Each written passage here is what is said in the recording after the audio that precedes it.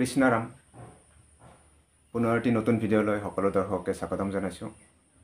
আমাৰ সুস্বাস্থ্য ৰক্ষাৰ ক্ষেত্ৰত নিয়মিত মলত্যাগ বা শৌচত্যাগে কি ভূমিকা লয় এই বিষয়তে আজি আপোনালোকৰ মাজলৈ লৈ আহিছোঁ।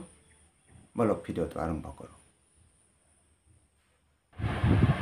এটা সুন্দৰ স্বাস্থ্য ৰক্ষাৰ ক্ষেত্ৰত আমি শৰীৰৰ বিভিন্ন বিষয়ৰ ওপৰত গুৰুত্ব দিবলগীয়া হয় আৰু তেনে এটি গুৰুত্বপূৰ্ণ বিষয় হ'ল শৌচত্যাগ বা মলত্যাগৰ অভ্যাস। আমাৰ শৰীৰৰ সুস্বাস্থ্য ৰক্ষাৰ ক্ষেত্ৰত শৌচত্যাগ বা মলত্যাগে বিশেষভাৱে সহায় কৰে। শৌচত্যাগ বা মলত্যাগ হ'ল পৃথিৱীত জন্মগ্ৰহণ কৰা প্ৰতিটো জীৱৰে জৈৱিক কৰ্ম। জৰ্জ বাৰ্নাৰ্ড শ্বই কৈছিল, এটি নিৰোগী স্বাস্থ্যৰ বাবে দৈনিক দুবাৰকৈ মলত্যাগ কৰা উচিত। মলত্যাগ কেৱল সুস্বাস্থ্যৰে চাবিকাঠি নহয়, ই সুখৰো আধাৰ। সেয়েহে আমি প্ৰতিজন লোকেই দৈনিক মলত্যাগ কৰাৰ অভ্যাস ৰাখিব লাগে। মলত্যাগ নহ'লে অযথা চিন্তা কৰি বা মূৰ ঘমোৱাৰ প্ৰয়োজন নাই। ইয়াৰ কাৰণে মলত্যাগ কৰাৰ 20 মিনিট আগত কুহুমীয়া গৰম পানী এগিলাচ লৈ তাত 2 চামুচ মৌজোল মিহলাই খাব, নতুবা কুহুমীয়া গৰম পানী এগিলাচ লৈ তাত 1 চামুচ ত্ৰিফলা মিহলাই খাব পাৰে। লগতে অলপ ব্যায়ামৰ অভ্যাস কৰিলে আমাৰ মলত্যাগ সহজে হয়। কিছুমান মানুহে আকৌ মলত্যাগৰ কাৰণে ধূমপান কৰাৰো অভ্যাস কৰে, যেনে তামোল, চাদা, বিড়ি, চিগাৰেট, ভাং ইত্যাদি খোৱাৰ অভ্যাস কৰে। এনে অভ্যাসে আমাৰ শৰীৰত কিছুমান নতুন বেমাৰৰ সৃষ্টি কৰে। সেয়ে এনে অভ্যাস ত্যাগ কৰিব লাগে। তাৰ সলনি আমি প্ৰাকৃতিক নিয়ম মানি চলাটো খুবেই সুফলদায়ক। শৌচাগাৰলৈ যোৱাৰ সময়ত কেতিয়াও মন মাৰি থাকিব নালাগে। ই আমাৰ মলত্যাগৰ ক্ষেত্ৰত বিশেষ প্ৰভাৱ পেলায়। বৰঞ্চ মনত এক আনন্দৰ সঞ্চাৰ কৰিব লাগে, যি আনন্দই আমাৰ মলত্যাগৰ ক্ষেত্ৰত কোনো অসুবিধা নিদিয়ে, পৰিষ্কাৰ আৰু নিয়মীয়া মলত্যাগৰ ক্ষেত্ৰত অৰিহণা যোগায়। শৌচাগাৰত প্ৰৱেশ কৰাৰ পিছত আমি কেতিয়াও মুখখন খোলা ৰখা, গান গোৱা বা কথা পতাৰ অভ্যাস ৰাখিব নালাগে।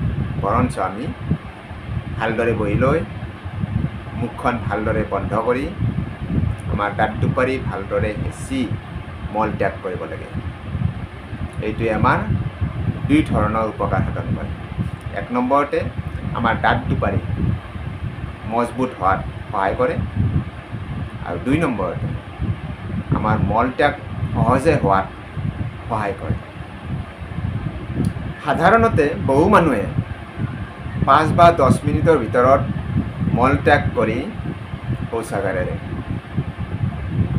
তেনেকুৱা কৰিলে আমাৰ বাহ্যভাগত থকা মলখিনিয়ে আঁতৰি যায়, কিন্তু অন্তৰ্ভাগত থকা অৱশিষ্ট মলখিনি ৰৈ যায় আৰু এই ৰৈ যোৱা অৱশিষ্ট মলখিনিয়ে আমাৰ মাৰাত্মক বেমাৰৰ সৃষ্টি কৰিব পাৰে।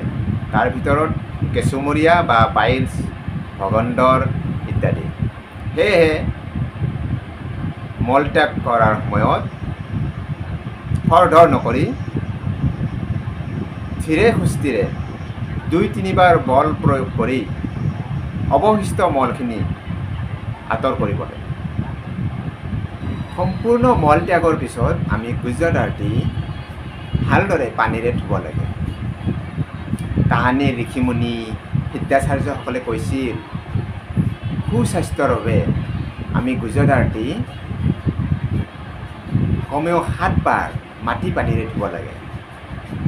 কিন্তু বৰ্তমান ব্যস্ততাপূৰ্ণ যুগত 7 বাৰ নোৱাৰিলেও অন্ততঃ 3 বাৰ ধোৱাটো অৱশ্যেই প্ৰয়োজন। ইয়াৰ পিছত 2 হাত 2 ভৰি চাবোন খানি ভালদৰে ধুব লাগে। শৌচক্ৰিয়া সম্পূৰ্ণ হোৱাৰ পিছত আমি গা ধোৱাটো এক অপৰিহাৰ্য কৰ্ম। মুঠতে আমাৰ সুস্বাস্থ্য ৰক্ষাৰ ক্ষেত্ৰত নিয়মিত মল ত্যাগ বা শৌচ ত্যাগৰ যে উল্লেখযোগ্য অৱদান আছে সেয়া কেতিয়াও নুই কৰিব নোৱাৰি। গতিকে আহক আমি সকলোৱে মল ত্যাগ বা শৌচ ত্যাগৰ নীতি নিয়ম মানি চলি এটি স্বাস্থ্যৱান জীৱনৰ অধিকাৰী হওঁ।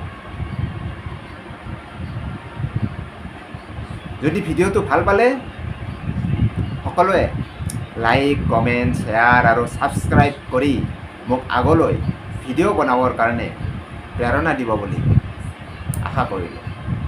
কৃষ্ণ ৰাম।